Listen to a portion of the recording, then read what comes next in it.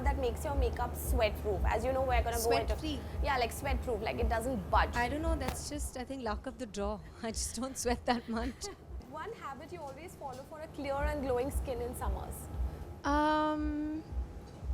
I think the most basic, to drink a lot of water, and I drink a hell of a lot of nariyal pani. Yeah, I think hydration, and to keep your vitamins on you all the time, because I think a healthy inside ensures healthy skin. Tell us a DIY face mask or something that you do for summers that always works. Summer or winter, depending on the weather, I have a couple of things that I use when I remember, which is very rare.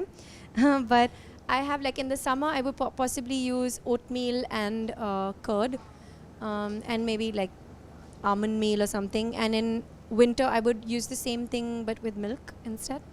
Your go-to summer hairstyle, what do you like?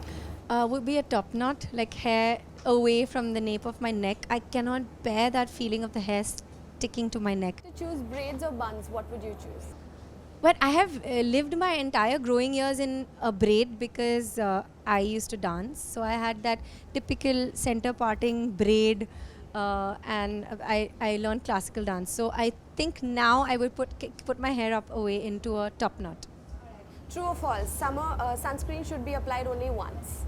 No, many times I believe. I'm one of those people who don't use sunscreen very much. I just stay away from the sun as much as possible. Hey guys, like, share and subscribe to Be Beautiful.